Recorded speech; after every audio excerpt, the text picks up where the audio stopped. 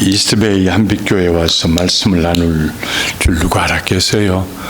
하나님의 은혜입니다. 여러분 만나 뵈서 정말 반갑고 또 우리 강희진 목사님 네 분과 오늘 시간을 보내면서 정말 진정으로 하나님을 사랑하시는 귀한 목사님이구나 이런 확신을 가졌습니다. 여러분의 교회가 앞으로도 크게 성장하고 또 성령 충만하심 역사가 나타나는 그런 교회가 될 줄 믿습니다. 네.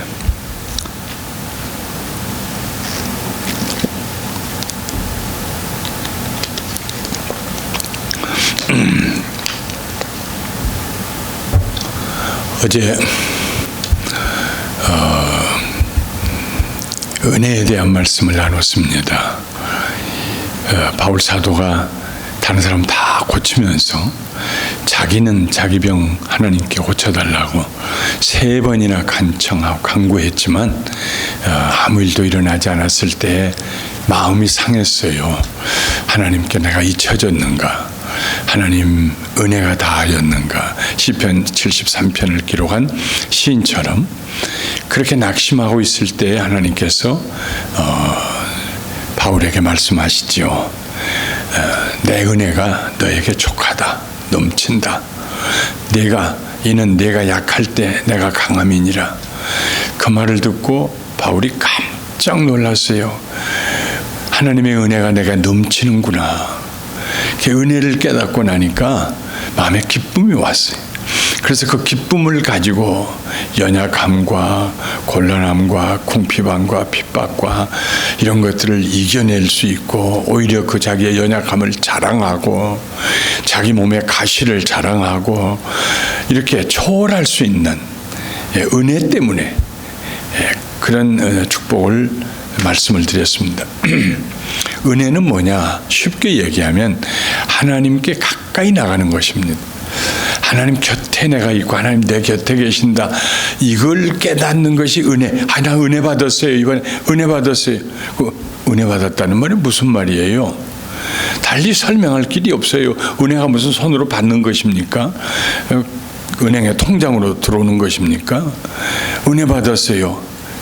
은혜를 받았다니 뭘 받았어요? 그래서 받은 다음에 뭐가 남은 게 뭐예요? 과학적으로 실제적으로 구체적으로 얘기할 길이 없어요. 그러나 쉽게 얘기하면 은혜를 받았다는 얘기는 내가 임마누엘의 하나님 우리와 함께 하신 하나님 곁으로 굉장히 가까이 가서 세상 아이들의 언어를 빌리면은 하나님 채취를 느꼈다는 것입니다. 아이들이 엄마의 그 냄새를 알잖아요. 엄마의 냄새를. 모든 짐승들이 어렸을 때 냄새로 그 엄마를 알게 돼요. 그 엄마를 따라가고 몸을 부딪히고 그 털 사이에 숨고. 우리가 은혜를 받았다는 얘기는 살아계신 하나님, 나를 사랑하신 하나님, 나를 사랑하사 자기 아들을 내어놓으신 하나님, 십자가에 내놓으신 하나님, 나를 사랑하사 자기 몸을 버리신 하나님의 아들 예수 그리스도, 나를 사랑하사 하나님의 그 사랑과 은혜를 내게 알게 해주시는 성령님 임재하심, 이것을 굉장히 가깝게 코로 냄새 맡는 것처럼 귀로 듣는 것처럼 손으로 만지는 것처럼 이렇게 느낀단 말이에요. 그게 바로 은혜 받은 거예요. 은혜 받았다는 것을 표현하면 그렇게 됩니다. 하나님과의 가까이 하는, 주께로 더 가까이, 주께로 가까이 하는 것이 내게 복이다. 73편 시인이 마지막에 하는 말이에요. 주께 가까이 하는 것이 내게 복이다. 그런데 은혜를 받고 주께로 가까이 하면요, 염려와 근심이 다 사라지고 평안해지고 정말 무엇이든지 할 수 있고 이길 수 있고 승리할 수 있고 이런 담대함이 다가옵니다. 그런데 어느 순간에 보면은 여전히 하나님과 내 사이에 갭이 있는 걸 깨닫게 돼요. 여전히 나는 겉으로 맴돌고 있다는 느낌을 가질 때가 있어요. 그 시간이 조금 지나고 나면 괜히 내가 하나님께 가까이가 있다고 생각했나? 하나님과 나 사이는 멀리 구만리 장천이나 떨어져 있는데 내가 기도한다고 하나님 들으실까? 하나님 내 사정을 아실까? 이런 생각이 들어오기 시작해. 그게 뭐냐면 은혜가 사라졌다는 얘기입니다. 왜 그렇게 은혜를 받고 주께 가까이 갔는데 시간이 지나면서 그렇게 서서히 이렇게 떨어져 갈까요? 두 가지 이유 때문에 그래요. 오늘 저녁에 하나님과 우리 사이에 간격을 내는 은혜를 잃어버리게 하는 두 가지에 대해서 말씀을 드리려고 합니다. 요나는 하나님의 말씀을 대언하는 선지자입니다. 아무나 선지자가 될 수는 없습니다. 하나님께서 부르시고 그의 영으로 충만한 사람이 선지자가 됩니다. 요나서는 예레미야라든지 에스겔이라든지 이사야라든지 혹은 다니엘이라든지 이런 선지서들보다 훨씬 적어요. 분량이 겨우 챕터 4예요. 4장으로 구성되어 있어요. 그것도 아주 장마다 짧아요. 그런데 요나는 아주 특별한 선지자입니다. 대제국 아수르, 특히 12만여 명이 살고 있는 아수르의 수도 니느웨가 요나 때문에 멸망을 면하게 되었습니다. 예수님은 요나가 큰 물고기 뱃속에서 사흘을 지낸 후에 나온 이야기를 인용하셨습니다. 그래서 예수님도 무덤에 사흘 계시다가 부활하실 거라고 말씀하셨습니다. 그런데 이 요나는 아주 선지자들 중에 특별한 선지자예요. 뭐 때문에요?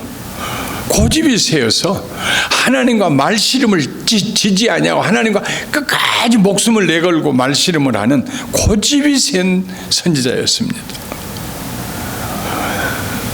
오늘은 요나서를 통해서 하나님과 우리 사이를 가로막고 있는 두 가지 걸림돌, 이것만 제거하면은 항상 은혜 가운데 살 수 있는 그 두 가지 걸림돌을 말씀드리려고 합니다.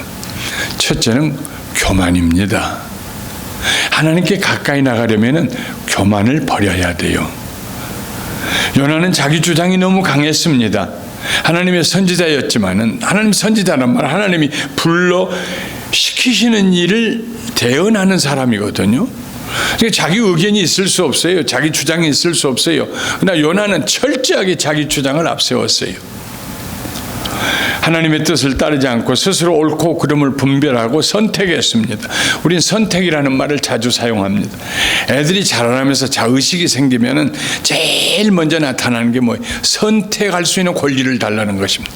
싫어, 그거 아니야, 저거.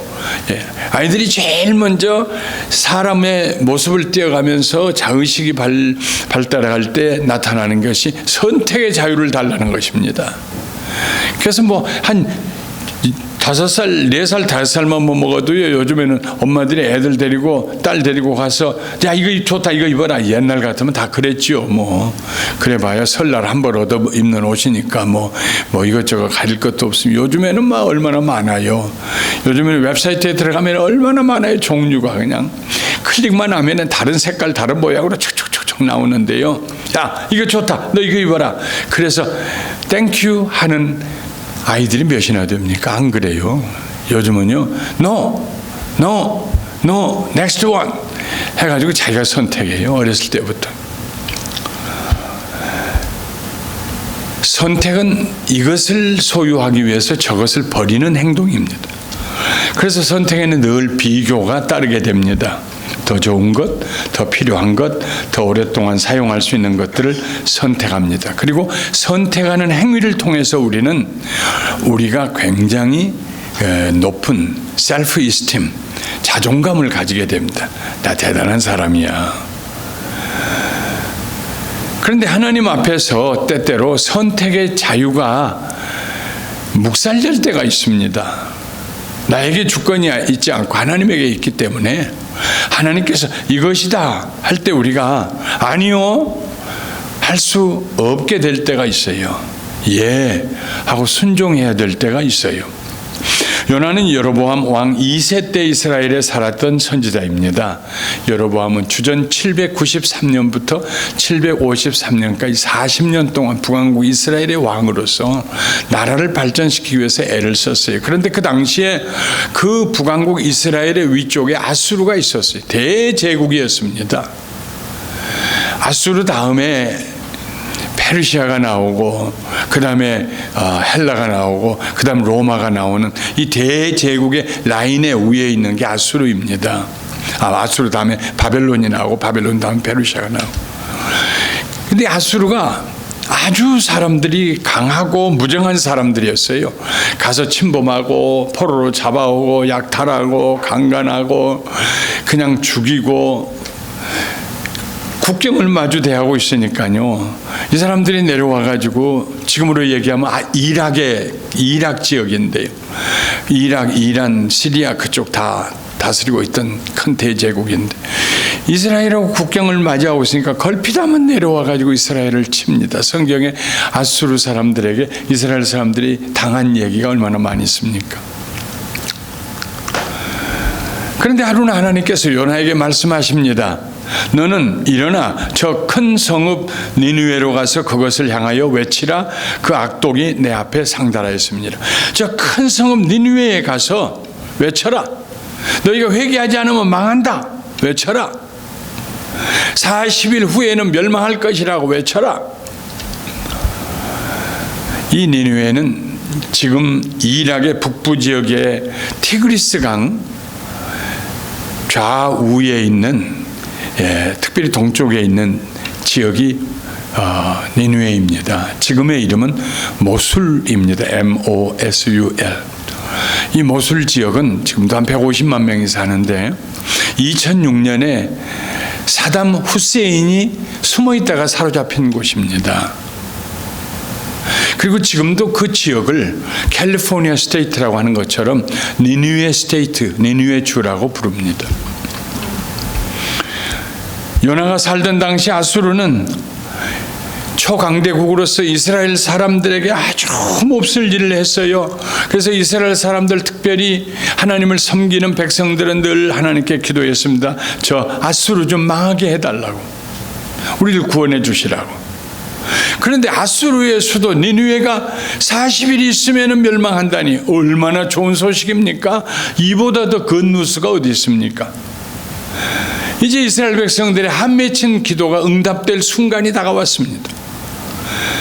옛날에 소돔과 고모라 성이 멸망했던 것처럼 니느웨 성도 하늘에서 불이 내려서 유황불이 내려서 멸망하게 될 것입니다. 그런데 하나님께서 요나에게 그 성읍에 가서 너희가 40일 후에는 멸망할 것이라고 외치라고 하십니다. 요나의 생각이 복잡해졌습니다. 혹시라도 그들이 요나의 말을 듣고 회개하면 어떻게 할까? 내 말을 듣고 회개하면 어떡할까? 회개하면 안 되는데, 용서받으면 안 되는데, 그냥 그 길로 망해야 되는데. 우리 하나님은 인자하심이, 선하심과 인자하심이 풍성하시기 때문에 또 회개하면 또 마음 돌이키시고 또 저 니느웨의 수도, 아수르의 수도 니느웨를 용서하실지 모른다. 아수르가 회개할 기회를 얻는다니 요나는 말도 안 된다고 생각했습니다. 그래서 바닷가에 나가서 니느웨가 있는 북쪽으로 가는 배를 타지 아니하고 서쪽에 있는 다시스로 가는 배를 탔습니다. 다시스는 오늘날로 말하면 스페인입니다. 시간이 지나면은 40일만 시간이 지나면은 니느웨 성이 저절로 멸망할 것이라고 생각했습니다. 가끔 하나님의 생각을 우리의 생각의 틀 안에 제한시키려고 하는 우를 우리들이 범하게 됩니다. 요나가 그랬습니다. 일단 배가 부두를 떠나기만 하면은 끝난다. 떠나기만 하면은 저 빨리 사공들이 저 부두에 있는 돌기둥에 묶여 있는 줄을 빨리 풀고 빨리 가지. 뭐 때문에 저렇게 왔다 갔다 하고 시간 지체한지 모르겠네. 요나가 막 그렇게 마음으로 조바심을 내고 있었을. 떠나기만 하면 돼. 항구에서 배가 떠나기만 하면 돼. 그러면은 니느웨는 멸망할 거야. 얼마 후에 배가 항구를 벗어났습니다. 바다는 아주 잔잔했습니다. 요나는 자신의 선택이 하나님을 위해서나 이스라엘 백성을 위해서나 탁월한 선택이라고 생각했을 것입니다. 그래서 하나님의 뜻을 거역한 요나가 배가 떠나가서 닷을 올리고 그것을 보고 배 밑창에 내려가서 잠이 들었습니다. 깊은 잠이 들었습니다. 교만은 내가 당신보다 더 낫다 하는 태도입니다. 요나는 자신의 선택이 하나님의 계획보다 더 훌륭하다고 생각했습니다. 교만은 우리가 하나님께 갈 수 있는 가장 큰 걸림돌입니다. 잠언 16장 5절에 물은 마음이 교만한 자를 여호와께서 미워하신다 그랬습니다.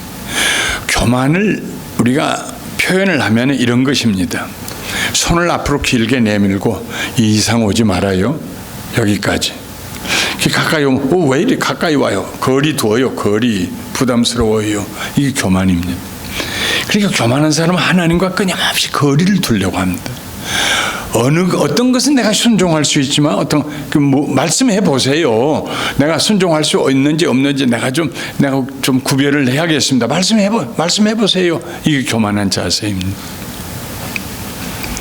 그런데 하나님께서는 절대 주권자이시거든요. 성경에 보면 하나님이 어떤 일을 어떻게 하라고 명령하실 때 절대로 설명하시는 법이 없습니다. 구구절절히 설명 안 하십니다. 그냥 요나에게 가서 니느웨 성이 멸망할 거라고 외치라 그러게 하셨죠. 다른 얘기 설명 안 하셨어요. 요나가 배를 타고 다시스 스페인 쪽으로 가버리면 하나님의 계획이 무산될까요? 아닙니다. 하나님께서 다른 선지자 불러서 보내시면 됩니다. 이스라엘의 선지자들이 다 요나처럼 교만하고 고집을 부리고 다 다시스로 배 타고 가면 하나님이 천사 보내면 됩니다. 하나님이 하시고자 하시는 일을 막을 자가 누가 있습니까? 그런데 하나님께서 요나를 사랑하셨습니다. 하나님 앞에 교만하고 다른 길로 가는 배를 타고 떠난 요나를 하나님께서 포기하지 않으셨어요. 요나를 찾아오셨어요. 풍랑을 가지고 무서운 풍랑이 일어나고 요나가 탄 배가 거의 깨어지게 생겼습니다. 뱃사공들이 온갖 자기네들의 경험을 다 동원해서 배를 좀 건져보려고 노를 저어서 혹은 다시 닷을 올려가지고 육지로 다시 돌아오려고 애를 썼는데 꼼짝하지 않습니다. 깨지게 생겼습니다. 뱃사람들은 이 재앙이 누구 때문인지 알아보기 위해서 제비를 뽑았습니다. 저 밑에 있는 요나까지 불러다가 요나가 뽑혔어요. 사람들이 요나에게 묻습니다.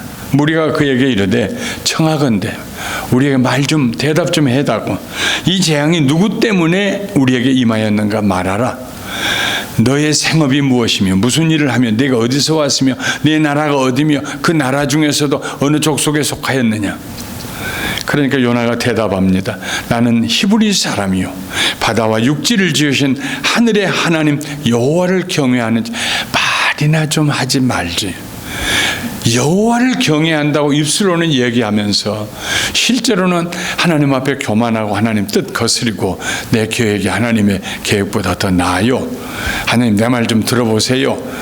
그리고 고집 부리고 떠났어요. 그런데 입으로는 자기가 하나님을 경외한대요.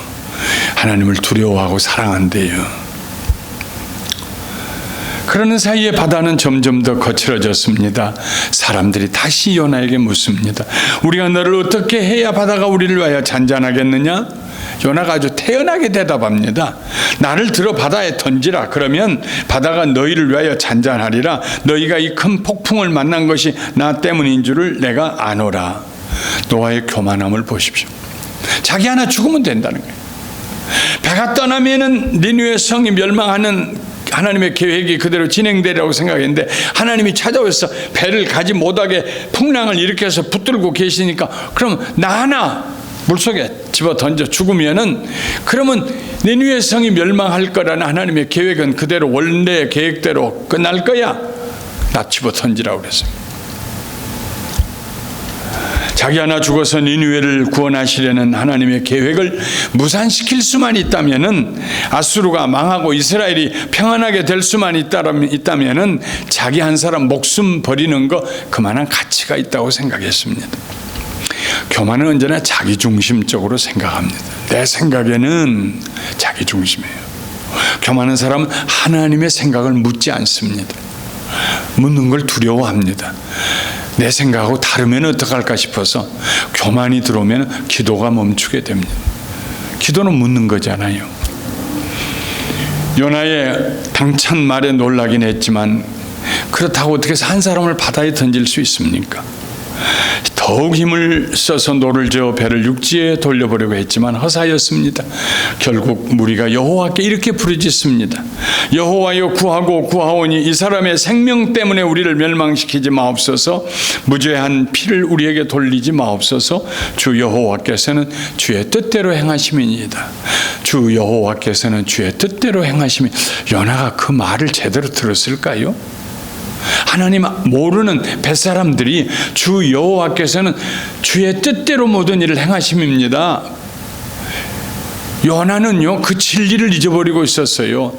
자기가 죽거나 살거나 하나님은 하나님 뜻대로 행하신다, 그걸 잊어버리고 있었어요. 그래 그만했죠. 무리가 요나를 들어서 바다에 던졌습니다. 바다가 잔잔하게 됐습니다.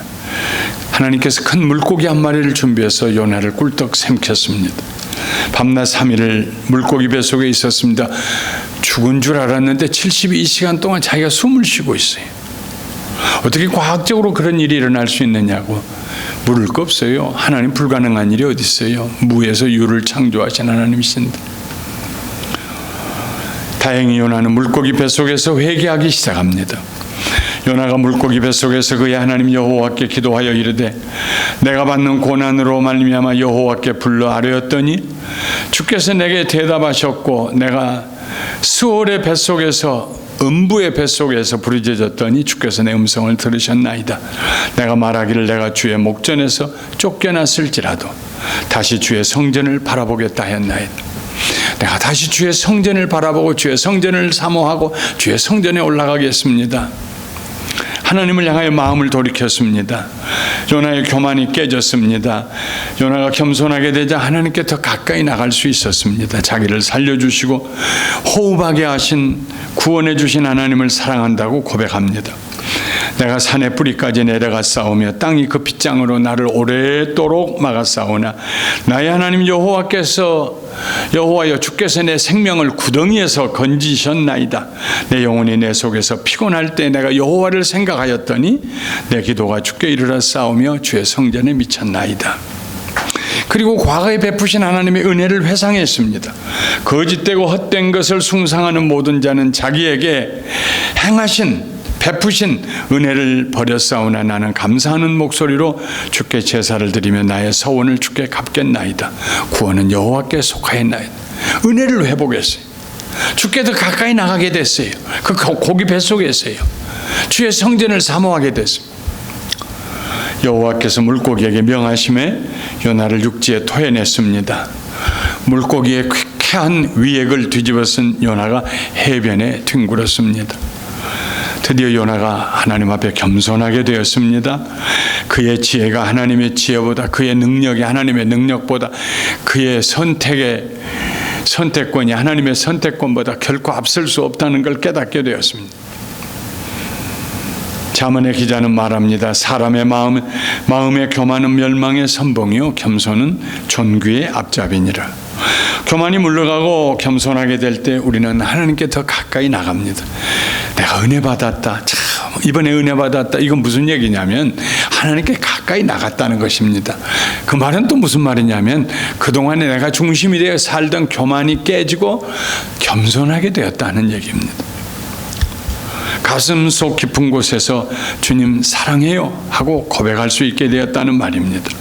교만이 깨어질 때 우리는 위기의 순간을 지나게 됩니다. 깨어지는 것은 위기예요. 안 깨지려고 애를 쓰죠. 그러나 하나님의 은혜로 우리의 교만이 깨질 때 그때 우리는 축복의 땅으로 들어갑니다. 하나님께서 우리를 설득시키실 때가 있어요. 하나님이 우리를 설득시키실 때 어떻게 보면은 내가 손해볼 것 같아요. 이치가 안 맞는 것 같아요. 그런데 하나님께서 설득하실 때에 그저 하나님의 선하심을 믿고 순종하고 따라가면은 하나님께서 반드시 넘치는 축복을 베풀어 주세요. 교회를 개척하고 10년이 안 됐을 때입니다. 어느 날 소식이 들려왔어요. 교회 내 두 집사 사이에 금전적인 문제가 있어서 A라는 집사가 B라는 집사를 고소했다는 거예요. 아예 법정에 고소를 했다는 거예요.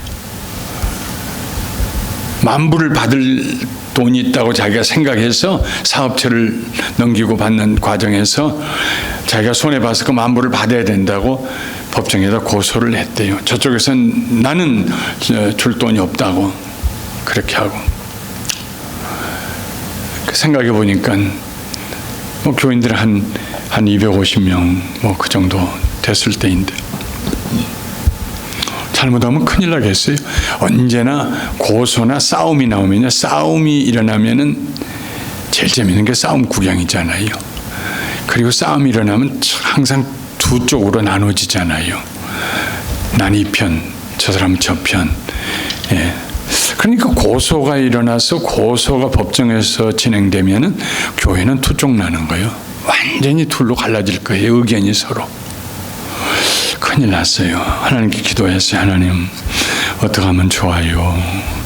그 만불을 받아야겠다고 하는 그 사람도 미국에 이제 와서 이민 생활한 지 얼마 안 돼가지고 투잡을 뛰면서 일어나 보려고 애쓰고 고생하는 분들인데 그 만불이 큰 돈인데요. 하나님, 지금부터 거의 30년 전 얘기입니다. 어떻게 하면 좋아요? 기도하는데 하나님께서 그 고소한 집사님네를 찾아가라는 마음을 주시더라고요. 그래서 찾아갔어요. 아이고 목사님 웬일이세요? 아이고 목사님 하고 반갑게 맞았어요. 그래서 앉아서 기도 잠깐 하고 난 다음에 다짜고짜 그랬어요. 집사님, 하나님 위해서 만불 포기하시면 안 돼요. 아이고 목사님 그 얘기는 어디서 들으셨어요? 아이, 교회 안에 일어난 일을 목사가 모르는 게 어디 있어요? 다 알지. 아니, 안 돼요 목사님. 그 돈이 얼마나 우리한테 큰 돈인데. 알아요, 큰 돈인 줄 알아요. 아이 목사님 저쪽에 가세요. 저쪽 집사한테 가서 얘기하세요. 돈 주라고. 아니 근데 내가 기도해 보니까 집사님 먼저 찾아오라고 말씀하시네. 그 만불 포기하면 안 될까? 아유 목사님 안 돼요. 얼마나 큰 돈인데 그 돈이 우리 안 돼요. 억울해요. 안 돼요. 받아야 돼요. 똑같은 얘기를 하나님께서는 아들도 주셨는데 하나님께서 만불 포기하면 안 돼. 받아야 될 돈인 줄 알아. 난 그게 받아야 되냐 안 받아야 되냐 내가 따질 건 없어. 당신네들이 두 부부가 지금 앞에 탁 앉아서 당신네들이 받아야 된다면 저보다 나이가 더 아르니까 받아야 되겠지. 받아야 될 돈이니까 그러겠지. 오죽하면 고소까지 했겠어. 그런데 예수님 이름 위해서, 예수님은 당신네들을 위해서 그 몸을 버리시기까지 했는데 만불 가치가 없을까? 하나님 당신을 사랑하는 그 사랑이 만불 가치가 없을까? 하나님 위해서 포기하면 안 돼요 목사님. 안 돼요.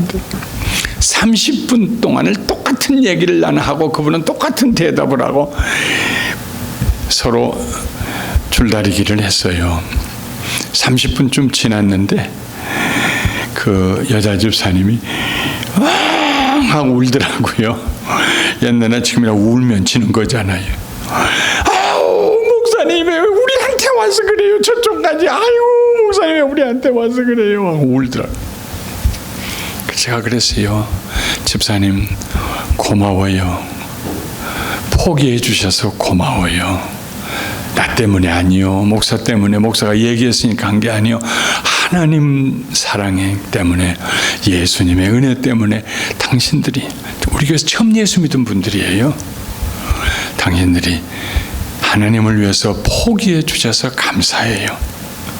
알았어요 목사님, 알았어요. 아이고 알았어요. 그래서 머리에, 두 부부의 머리에다 손을 얹고 간절히 축복해주고 기도해주고, 하나님 꼭 받아야 될 돈인데 하나님 영광 위해서 포기했습니다. 만불이 이분들한테 얼마나 큰 돈인지 아시죠? 하나님 기억해 주세요. 축복해 주세요.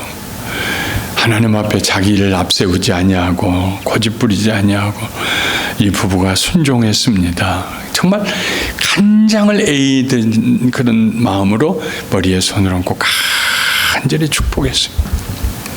저쪽 편은 신방 안 했어요. 그 그쪽에서는 줄 돈 없다는데 가서 뭔 얘기하겠어요? 주라고 얘기하겠어요? 뭐라고 얘기하겠어요? 조용히 이 집만 아무도 모르게 찾아가서 해결했어요. 그 뒤로 어떻게 된지 아세요? 하나님께서 그 만불의 수천 배를 축복해 주셨어요. 큰 마켓, 미국 마켓 같은 큰 마켓을 7개를 가지게 해주셨어요. LA에 있는 마켓 하시던 한국 그 1세들이 올드타이머들이 자기가 마켓 했는데 이거 그 사람 다른 사람한테 팔면 이거 망하면 어떨까 그 마음 때문에 팔지를 못하고 있던 사람들이 와가지고 내 땅까지 건물까지 다 사라, 당신 사면 할 것 같다. 그래서 막 찾아와서 하는 게 해서 그냥 언급계력이 하나, 둘, 셋, 넷, 다섯, 7개가 됐어요. 그 중에 하나는 300만 불 주고 샀는데 재개발에 걸려가지고 1,400만 불에 팔았어요. 앉은 자리에서 1,100만 불을 벌었어요. 제가 볼 때는 뭐 정확한 그분의 재산을 내가 알 필요는 없습니다만 최소한도 수천 배 하나님이 갚아주셨어요. $10,000,000를. 7개의 큰 마켓을 운영하다 보니까 주회의를 할 수가 없다고 그래서 2개는 팔아치워 버렸어요. 5개만 하겠다고. 그런데도 사람들이 우리 것도 사달라고 또 와서 최근에 또 하나 사야 할 것 같대요. 지금은 우리 교회 장로님이 되셨습니다.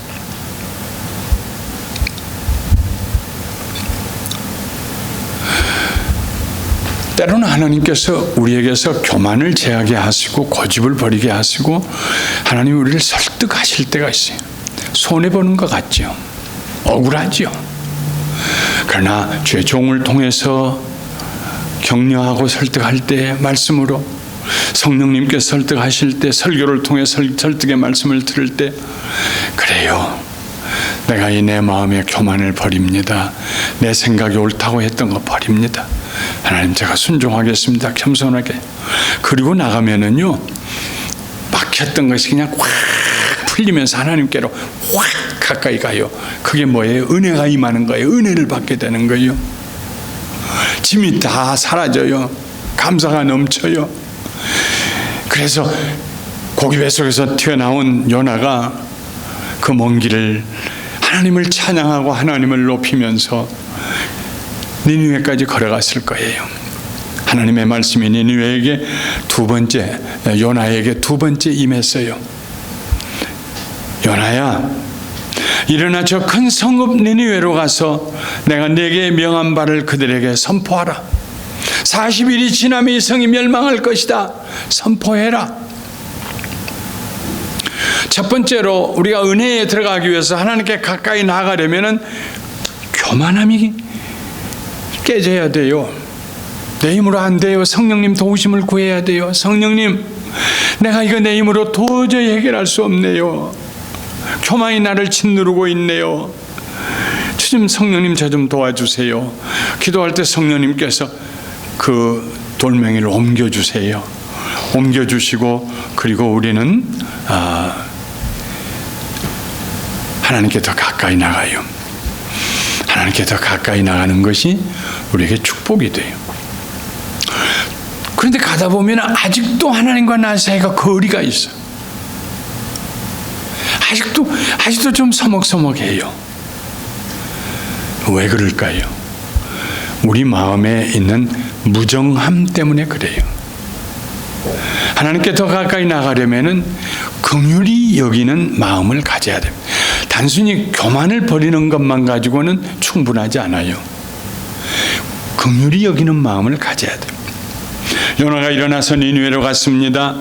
지중해 동쪽 해변에서 니느웨까지는 직경으로 400여 마일입니다. 지금도 터키 남부를 지나 시리아로는 못 가니까 지금 지중해 동쪽 끝에서 니느웨 성 모술 지역까지 가려면 터키 남쪽으로 차를 타고 가야 되는데 차 타고 가는 거리가 도로가 520마일 10시간을 달려야 됩니다. 그 먼 길을 걸어갑니다. 요나가. 니느웨는 큰 성이었습니다. 성 안에 있는 길을 걸어 다니는 데에만 사흘이 필요했어요. 하루에 사람이 걷는 것이 80리, 32km, 20마일. 그러니까 성 안에, 니느웨 성 안에 나 있는 길을 전부 길 하나로 길로 늘리면은 60마일이나 되는 길이라는 말이에요. 그러니 얼마나 큰 성읍입니까? 그 성읍이요. 그런데 요나가 들어가서 12만 명이나 살고 2만 명이나 살고 있는 그 성에 들어가서 하루 동안 외치면서 다녔어요. 40일이 지나면 니느웨가 무너진다 이랬을까요? 그러지 않았을 것 같아요. 그렇게 큰 소리로 40일이 지나면 이 성이 무너진다 여호와 하나님의 말씀이니라 그랬을까요? 그러다가 니느웨 성 사람들이 회개하면 어떡하라고요? 아마도 가까이 있는 사람 들을 만큼만 40일 지나면 이 니느웨 성이 무너진다. 40일 지나면 니느웨 성이 이러고 다녔을 거예요. 처외삼촌 묘 풀 깎는 것처럼 그러고 다녔을 거예요. 겨우 하루 동안 무너지지 않으라면 회개하라고 외치지도 않았어요. 그냥 무너질 것이라고만 말했어요. 아직도 요나의 마음속에는 니느웨 성이 무너지기를 바라고 있었습니다. 회개하지 않기를 바라고 있었습니다. 그런데 놀라운 일이 일어났습니다. 갑자기 니느웨 성 사람들이 하나님의 이름을 부르기 시작합니다.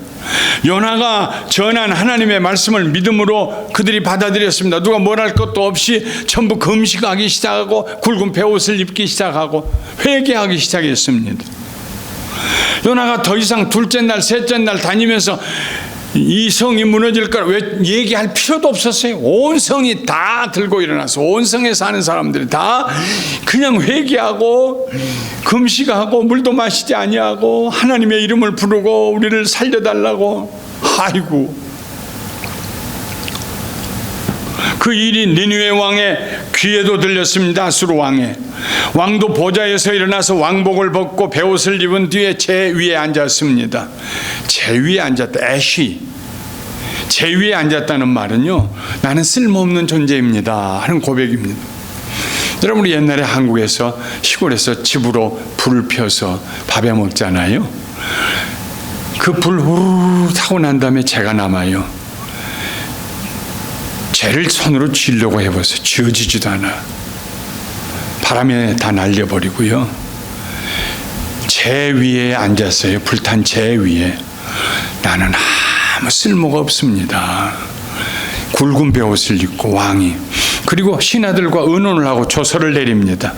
왕과 그의 대신들이 조서를 내려 니느웨에 선포하여 이르되 사람이나 짐승이나 소떼나 양떼나 아무것도 입에 대지 말지니 곧 먹지도 말 것이요 물도 마시지 말 것이며 사람이든지 짐승이든지 다 굵은 베옷을 입을 것이요 힘써 하나님께 부르짖을 것이며 각기 악한 길과 손으로 행한 강포에서 떠날 것이라. 하나님이 뜻을 돌이키시고 그 진노를 그치사 우리를 멸망하지 않게 하시리라. 그렇지 않을 줄을 누가 알겠느냐. 신랄 같은 희망이긴 하지만 우리가 이렇게 회개하고 금식하고 굵은 베옷을 입고 제 위에 앉아서 죄를 머리 위에 뒤집어 쓰면서 회개하면 혹시라도 하나님께서 이 성을 멸망시키기로 작정하신 그 계획을 돌이켜 주실지 신랄 같은 희망이긴 하지만 혹시 알겠느냐. 얼마나 아수르의 왕과 온 신하와 니느웨 수도의 성 사람들이 겸손하게 되는지. 그 사람들이요, 하나님 알지 못한 백성들입니다. 무자비하게 타민족들을 죽이고 약탈하던 사람들입니다. 오히려 요나를 붙잡아다가 채찍질하고 때리면서 네가 어디 와서 그 쓸데없는 소리 하고 있나. 네 하나님이 누구냐. 우리가 섬기는 신이 더 훌륭하다. 우리가 섬기는 신이 우리를 구원해 줄 것이다 하고 때리고 감옥에 가둬야 마땅한 사람들입니다. 이게 아수르 사람들입니다. 그런데 어떻게 이 사람들이 회개하고 하나님 앞에 살려달라고 금식하고. 이스라엘 백성들 안에서도 찾아볼 수 없는 회개 운동이 니느웨에 일어났습니다. 그들이 요나 때문에 회개했을까요? 요나의 말 때문에 회개했을까요? 아닙니다. 요나 자신도 놀랐습니다.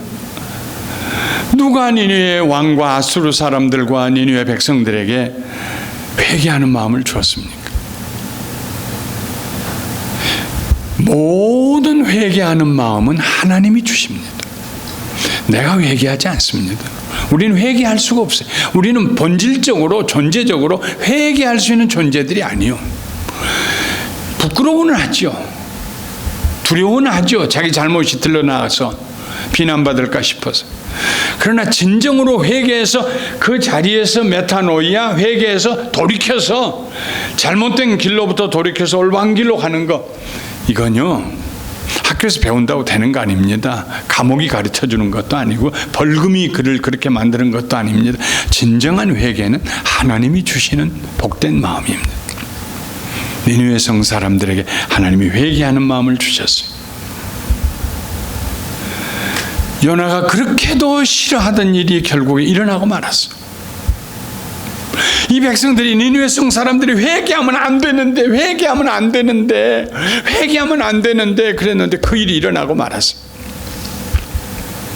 하나님이 그들이 행한 것 곧 그 악한 길에서 돌이켜 떠난 것을 보시고 하나님이 뜻을 돌이키사 그들에게 내리리라고 말씀하신 재앙을 내리지 아니하시니라. 다시 말하면 요나에게 하나님께서, 요나야 보느냐? 저들 회개하는 거 보느냐? 얼마나 놀라운 일이냐? 내가 저들을 멸망시키겠느냐?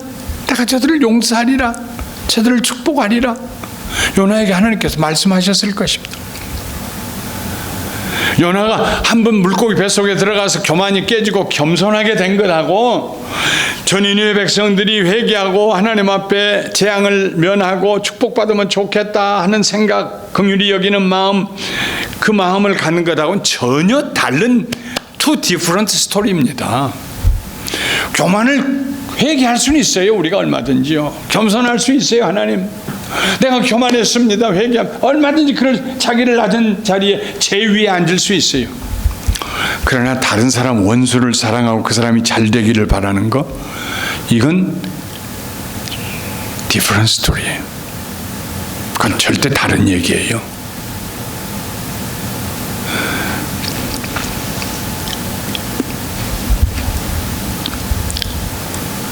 요나는 자신의 교만함을 회개하면서도 니느웨는 반드시 멸망해야 된다고 생각했습니다. 그들은 이스라엘의 철천지 원수이니까요. 하나님께서도 그렇게 생각했을까요? 하나님, 이스라엘, 너희는 내 백성이, 난 너희 아버지가 되리라. 그러니까 이스라엘 백성들을 아수르가 와서 침략하고 고통을 주었으니까 하나님께서도 이스라엘 백성들처럼 아수르는 멸망시켜야 돼, 죽여야 돼, 이스라엘의 원수야, 이렇게 생각하셨을까요? 아닙니다. 성경에 기록한 말씀처럼 하나님은 죄인이 돌아오기를 기다리는 하나님이십니다.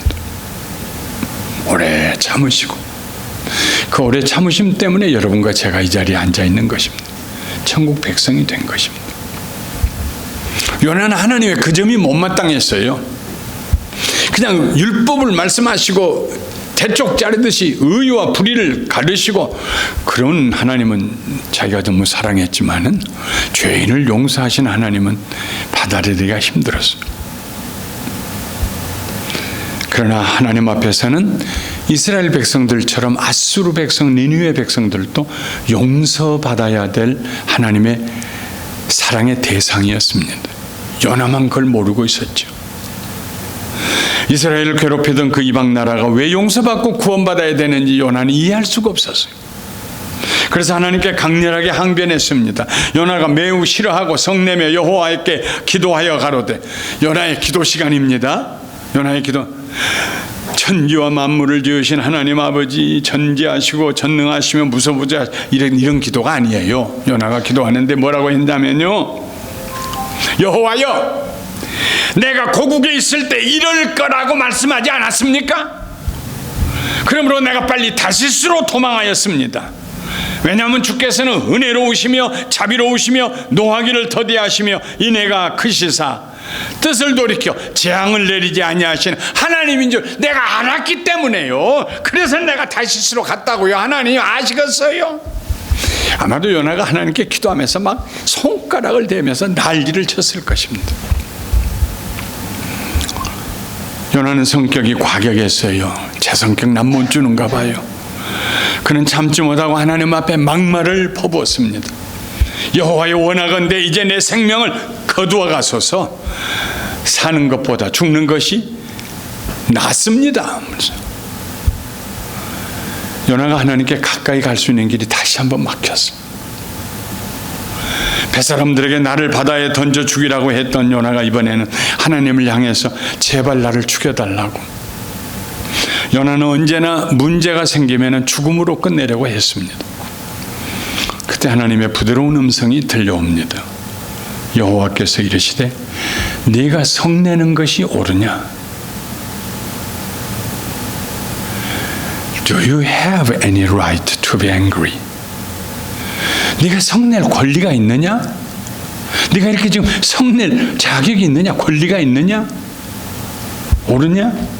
그 질문에 요나는 대답도 하지 않고 성을 나가서 성밖 언덕 위에, 동편에 있는 언덕 위에 가서 초막 하나를 지었습니다. 대충 나무 가지로 얽어가지고 그 아래 눕고 앉을 수 있도록 초막 하나를 지었어요. 풀잎 뜯어다가 위에다 얹고.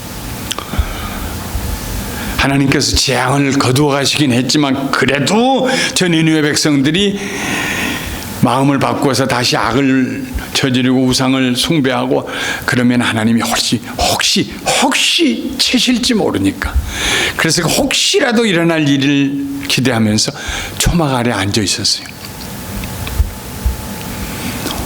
니느웨 성 지금의 모습은 옛날이나 지금이나 무덥습니다. 오늘 지금은 이제 거기 낮이지요. 우리하고 거의 정반대니까요. 오늘도 온도가 화씨 113도이고 내일은 114도입니다. 섭씨 46도가 45도 46도가 되는 무더위입니다. 굉장히 무더운 것이 지금도 그래요. 요나가 나무잎과 풀잎으로 대충 얽어 만든 초막이 뜨거운 볕에 바짝 말랐습니다. 위에 지쳐서 어쩔 줄 모르는 요나를 보시고 하나님께서 박넝쿨 하나를 씨를 준비해서 자라게 하셨어요. 신속하게 자라서 아마도 하루 만에 기적적으로 자라가지고 그 넓은 잎사귀로 요나의 초막을 덮어 주셨습니다. 아주 시원하고 좋았습니다. 그런데 뒷날 아침에 벌레 한 마리가 와서, 하나님 준비하신 벌레 한 마리가 와서 그 박넝쿨의 밑둥을 갉아서 먹어버렸어요.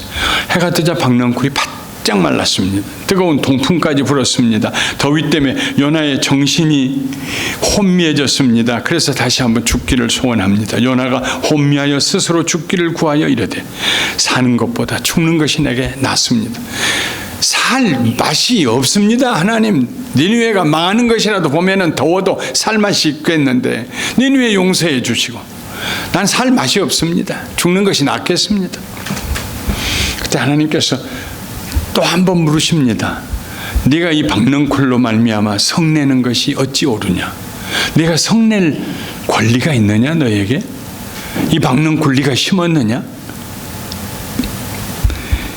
요나가 다시 한번 하나님 앞에 내가 성내어 죽기까지 할지라도 합당합니다 하고 아주 퉁명스럽게 대답합니다.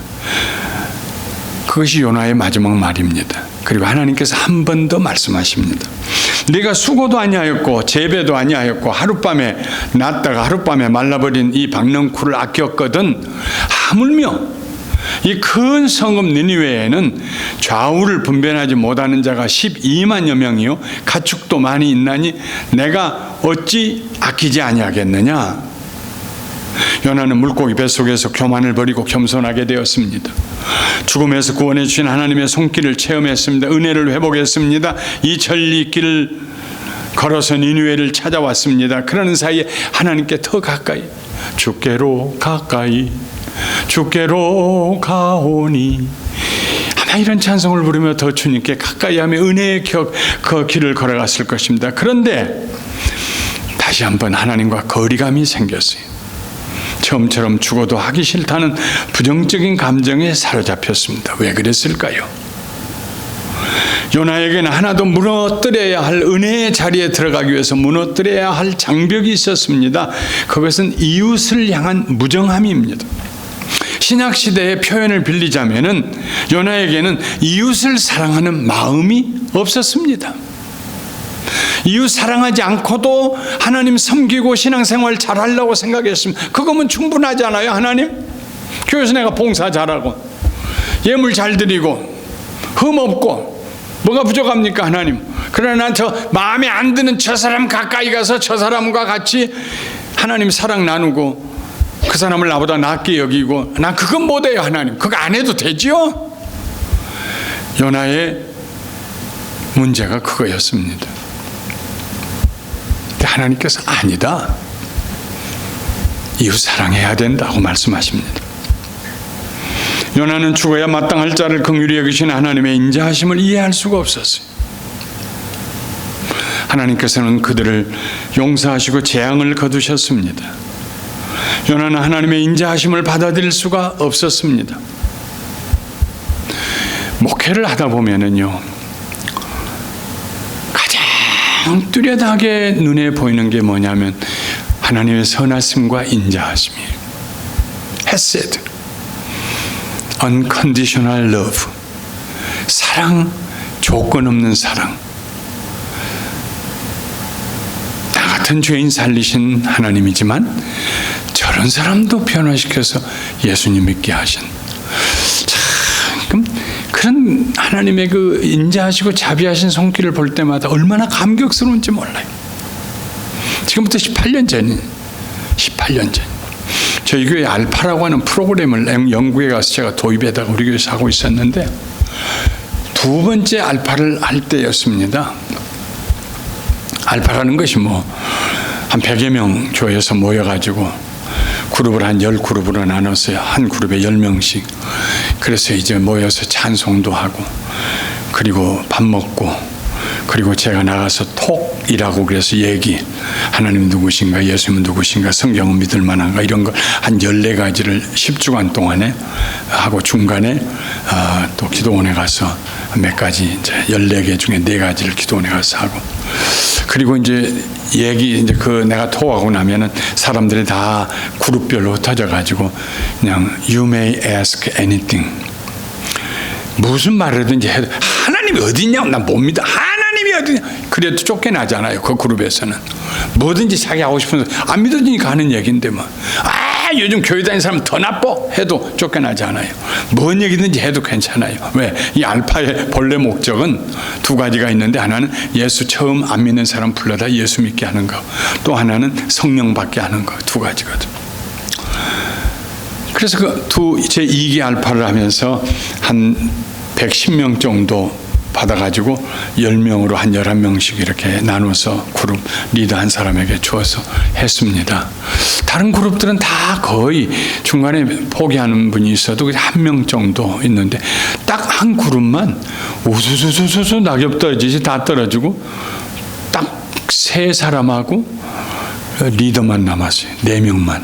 그러니까 이 리더가 부끄럽기도 하고 속상하기도 하고, 다른 그룹들은 막 다 끝나고 톡이 끝나면 자기 그룹 갑시다 하고 일어나 막 때려지어서 가는데 자기는 겨우 3명 데리고, 그것도 한 명은 항상 늦게 와가지고 2명 데리고, 그래서 목사님한테 얘기해서 우리 그룹은 좀 이번에는 해산하고 다른 데 줘버리고 다음에 하겠다고 얘기하겠다. 목사님은 그 얘기가 여기까지 올라와서 모일 때마다 이렇게 얘기하는데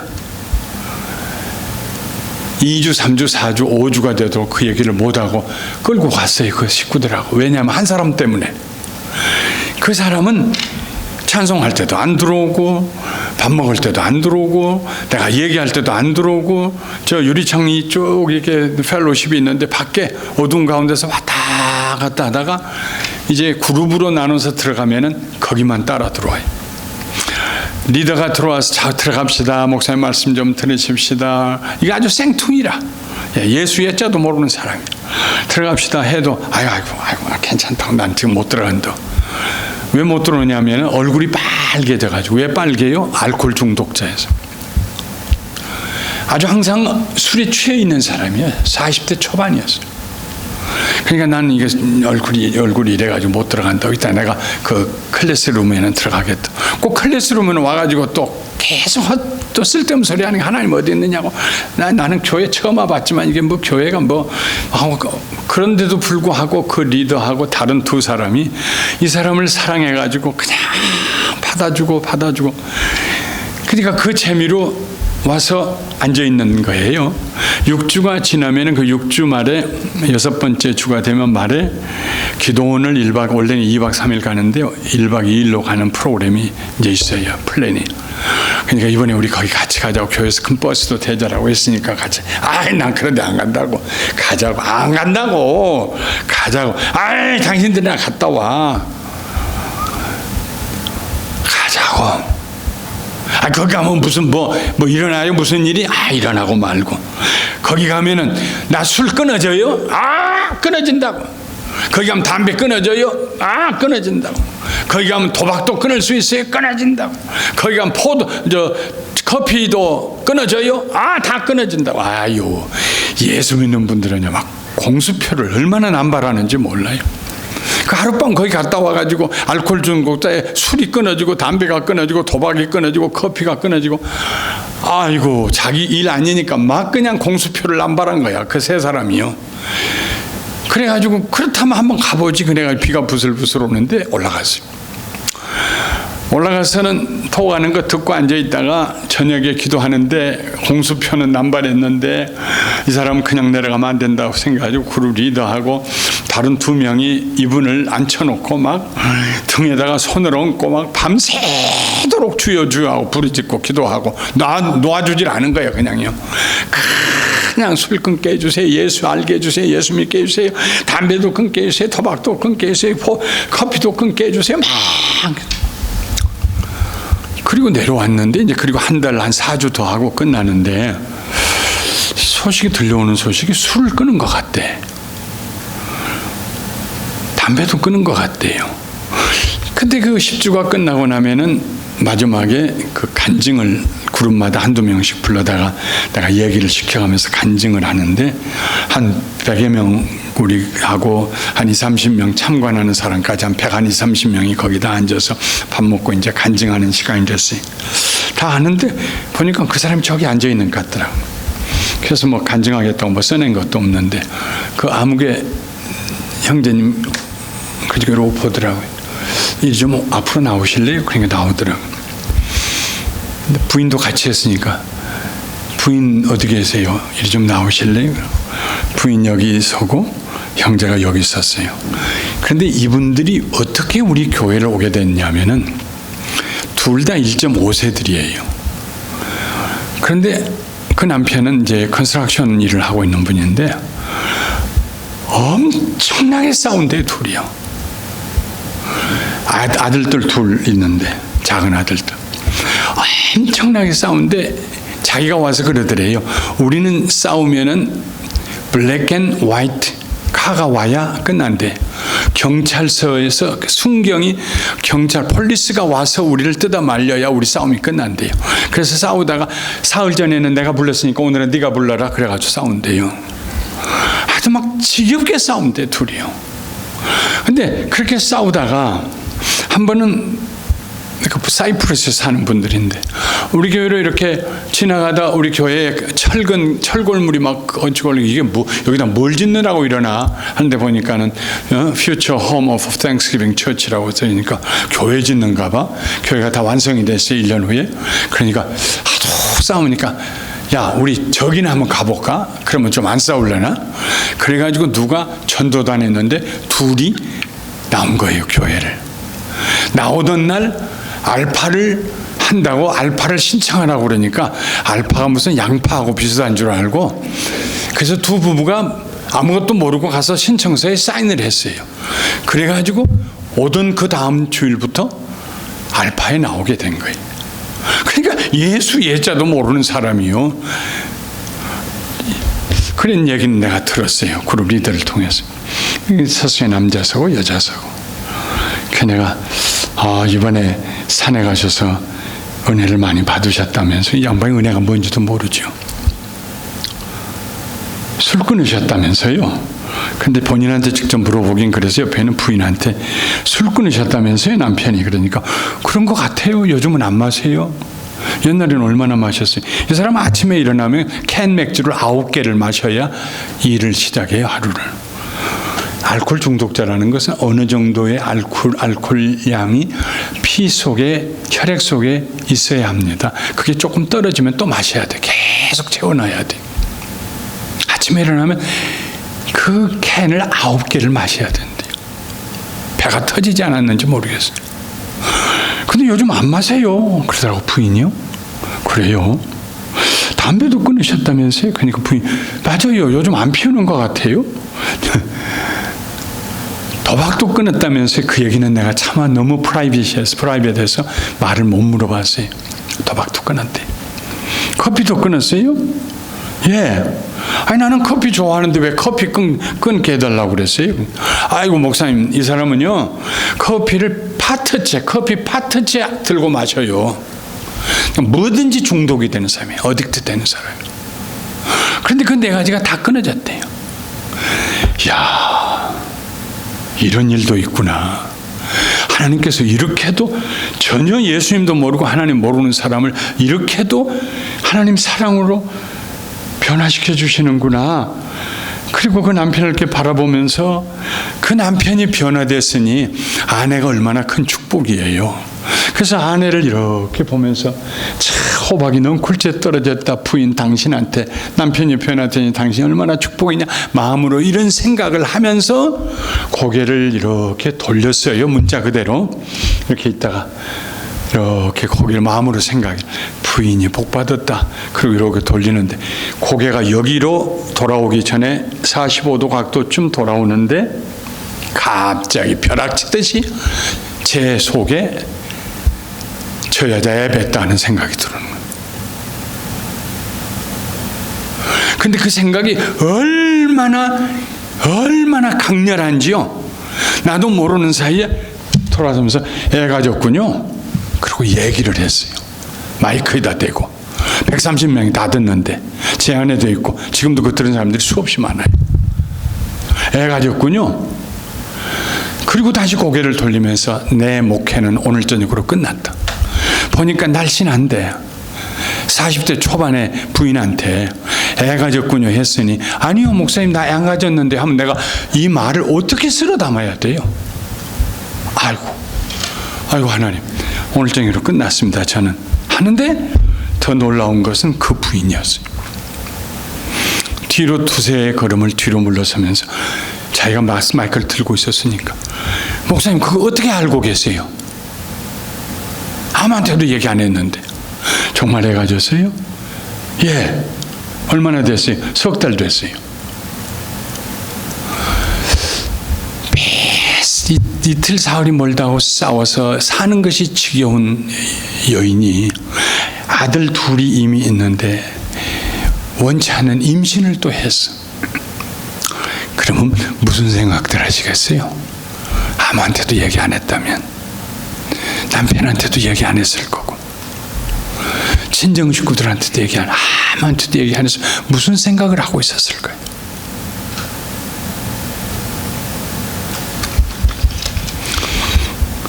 다시 불러가지고 그 뒷날 이틀 후에 불러서 제가 기도해 줬어요. 간절히 손 얹고 안수하고 기도해 줬어요. 그리고 이 아이는 하나님이 당신들에게 주는 아이요. 믿음으로 받으시오. 제가 지난 한 달 동안 넉 주 동안 우리 교회 설교를 했는데 우리 목사님 담임 목사님에 대해 여행을 가셔서 마지막 주일에 설교를 하고 2층으로 올라가는데 2층에서 예배드린 사람들 우르르 몰려 나오는데 그중에 그 남편이 나오더라고요. 애들 잘 커요? 예. 막내는 몇 살이요? 지금 17살이에요. 그 아들이 태어나서 지금 17살이고 내가 이름 지어준 그 폴이라고 내가 이름을 지어줬어요.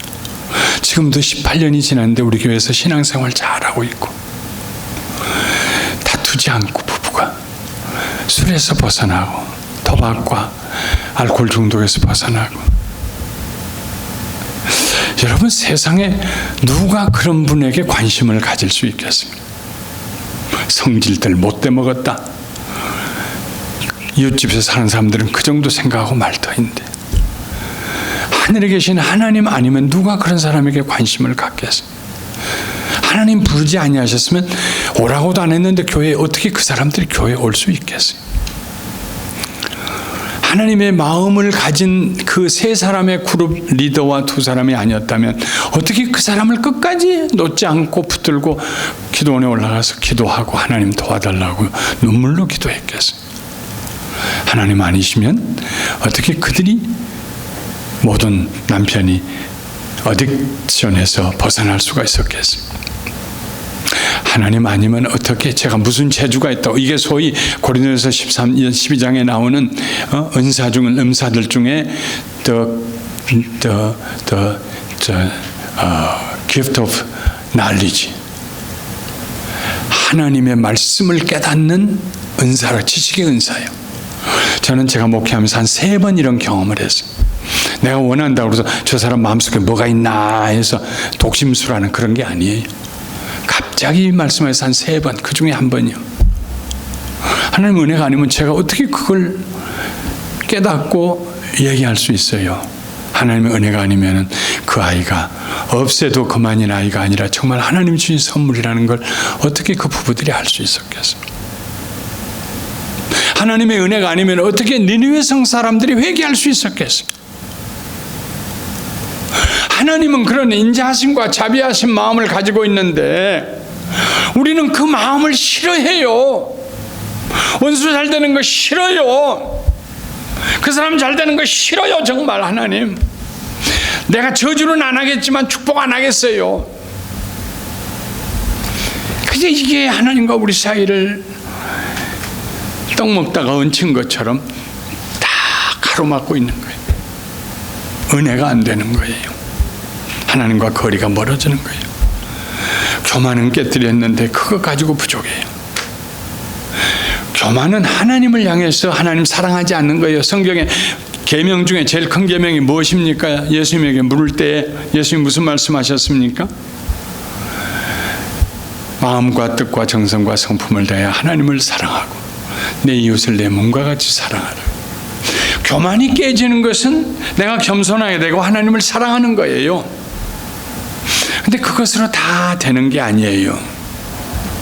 2%가 부족한 것이 아니라 헬프가 부족해요. 또 하나는 이웃을 내 몸과 같이 사랑하는 거예요. 우리가 하나님 앞에 기도해야 될 일은요, 은혜의 사람으로 은혜의 자리에 머물기 위해서 우리가 늘 기도해야 할 것은, 하나님 제게 겸손한 마음 주세요. 하나님 앞에 나 고집 부리지 않게 해주세요. 하나님 내 선택이 하나님 선택보다 더 좋다는 엉뚱한 생각하지 않게 해주세요. 하나님 어떻게 했으면 좋겠어요? 내게 겸손한 마음 주셔서 하나님을 사랑하는 마음 가지게 해주세요.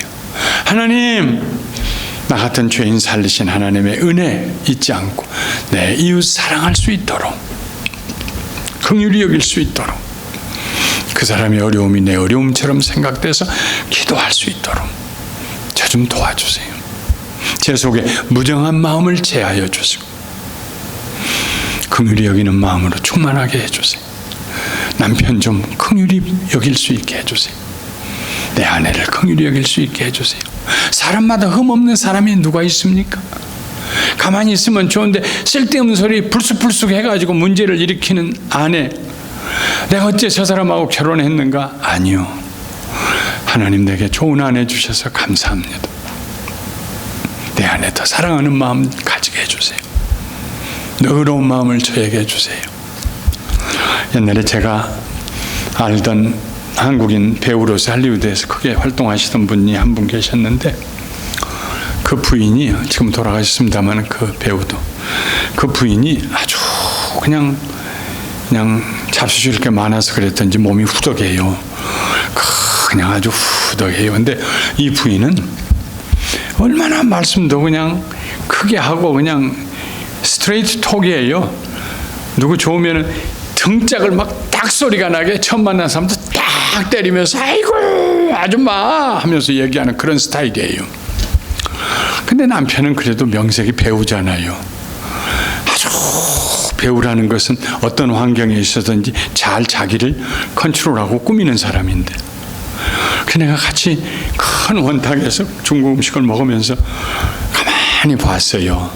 저런 부인을 남편이 어떻게 대할까. 눈을 뜨면서 가만히 있으라고 그럴까. 가만히 봤어요. 그랬더니 그 남편이요, 그 부인을 쳐다보는 눈빛이요, 연애하던 눈빛이 완전히 가만히 자기 부인을 이러고 쳐다보고 있는 거예요. 너무 사랑스러워서. 그러니 다른 사람이 흉을 볼 수가 없어요. 그 남편이 그 부인을 그렇게 그냥 사랑스러운 눈길로 보고 있으니까 내가 뭘 잘못 봤나? 저렇게 등짝을 때리면서 막 함부로 그게 좋은 일인가? 혼란이 올 정도로 내가 그걸 보면서 그것이 액션이든지 아니든지 연극이든지 아니든지 참 훌륭한 남편이다. 부인의 흠을 덮어주고 다른 사람들 앞에서 부인의 자존감을 올려주고, 그래서 다른 사람들이 그 부인을 함부로 비하시켜서 볼 수 없도록 해주는 저 남편은 참 훌륭한 남편이다. 인생 살다 보면은요, 긍휼히 여겨야 될 사람들이 우리 주변에 얼마나 많은지 몰라요. 긍휼히 여긴다는 거, 불쌍히 여긴다는 거, 그 사람의 형편이 돼서 그 사람의 생각을 하고 그 사람과 함께 그 사람의 신발을 신고, 그보다 더 큰 축복이 없어요. 그 누가 그랬습니까? 하나님이 그러셨어요. 하나님의 아들 예수님이 그러셨어요. 요나에게 하나님께서 나는 이 니느웨 백성들을 불쌍히 여기는데 너는 왜 불쌍히 여기지 않느냐 하신 말씀이에요. 왜 나와 같이 백성들을 불쌍히 여기지? 저들이 회개할 때 왜 나와 같이 기뻐 춤을 춰야 될 거 아니냐 요나야. 왜 내가 춤을 춰요? 춤을 추기는 나 죽는 게 좋겠어요. 이성의 앞 좌우를 분별하지 못하는 백성이 12만여 명 아니냐. 짐승들은 그만두고 내가 이상 멸망시키는 게 좋겠느냐? 저들이 회개하고 돌아오는 것이 좋지 않느냐? 요나는 이스라엘 백성들은 하나님의 형상과 모양대로 지었다는 걸 인정했지만 아마도 니느웨 사람들은 하나님의 형상과 모양대로 지음받았다고 인정 안 했던 것 같아요. 원숭이 후손인 줄 알았던가 봐요. 근데 감사하게도 요나서의 마지막에 하나님 말씀으로 끝나잖아요. 요나의 대답이 없어요. 성경에 이런 장면이 몇 군데 나옵니다. 하나님의 질문에 대답 없이 끝낼 때에는 언제나 그 성경은 우리에게 던지는 질문입니다. 너 같으면 어떻게 했느냐? 철천지 원수가 회개하고 돌아와서 하나님 백성 됐다. 교회에서 집사님이 되고 축복받고 예수 믿으라고 이웃들에게 전도하고 다닌다. 네 철천지 원수가 너 같으면 어떡하겠느냐? 그 질문이에요. 감사하게도 화자가 말하는 사람이 마지막에 요나가 아니고 하나님으로 끝난 것이 얼마나 큰 축복인지 몰라요. 요나가 만약에 그럼요 다 죽으라고 하죠. 나 사는 거 재미없어요. 내 생명 걸어가 주세요 하나님. 그리고 요나서가 끝났더라면 참 희망이 없을 뻔했어요. 근데 요나의 말로 끝나지 않냐고 하나님 말씀으로 끝났어요. 그 뒤로 어떻게 됐을까? 성경에 기록이 없어요. 요나가 어디서 죽었더라, 무덤이 어디 있더라 이런 얘기 없어요. 그런데요, 지금도 그 니느웨 성이 있던 모술, 여러분 궁금하시면 가서 구글 지도를 펼쳐보십시오. 모술 MOSUL을 찾아보십시오. 그리고 그 지역을 조금 더 expand, enlarge 시켜보십시오. 넓게. 그러면 거기에 유나, JUNA, 나비 유나 모스크라고 하는 이슬람의 사원이 하나가 나옵니다. 나비 NAVI, 나비라는 말은 프라펫이라는 말입니다. 유나는 요나입니다. 예언자 요나 모스크라. 그리고 그 모스크 안에 요나의 무덤이라고 하나 만들어 놨습니다. 이런 식으로 해서. 이스라엘도 가면은 사무엘의 무덤이라고 해서 하나 이렇게 만들었는데 그 안에 사무엘의 시체가 있는 건 아니죠. 기념하는 무덤이죠. 요나의 무덤, 요나의 모스크. 우리 기독교적으로 식으로 얘기하면 요나 교회입니다. 무슬림은 예수님이 나신 이후에 600여 년 후에 생겨난 종교입니다. 신흥 종교.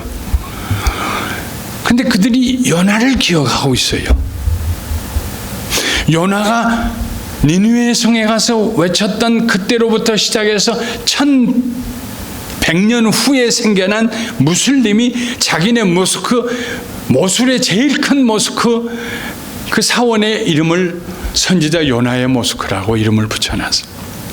이것은 모슬림이 생기기 전부터 그 니느웨 지역에 오랫동안 전설로 요나의 얘기가 흘러왔다는 얘기입니다. 우리가 그 전설로 들어가 보면 아마 이런 얘기였을 것입니다. 이스라엘에서 올라온 요나라고 하는 선지자가 우리에게 와서 하나님 메시지를 전해서 우리가 회개하고 멸망하지 아니하였다.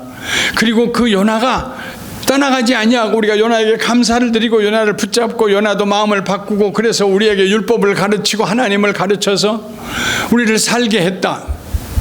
그 요나가 여기서 죽었다. 아마도 그런 얘기가 있을지 몰라요.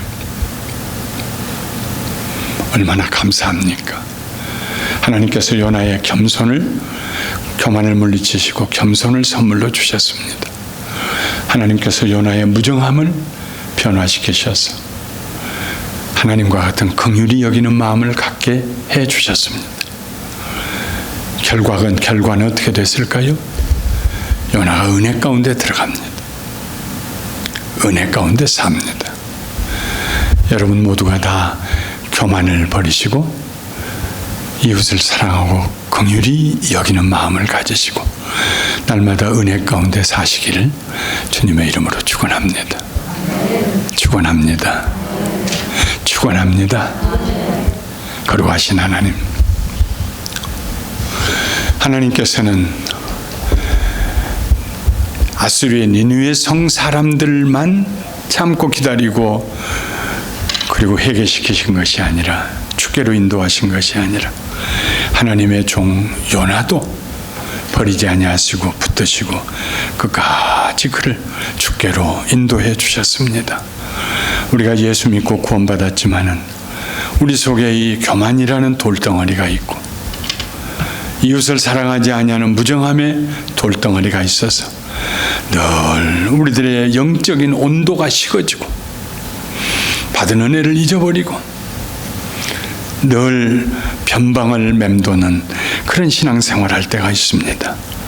하나님이 이 두 가지 확실하게 해결시켜 주셔서 하나님의 말씀에 절대 순종하고 하나님 말씀에 설득당해서 그래서 겸손한 성도들 되게 하여 주시고 하나님의 마음으로 이웃을 사랑하는 긍휼히 여기는 우리들이 되도록 축복하여 주시옵소서. 예수님의 이름으로 감사하고 기도하옵나이다. 아멘.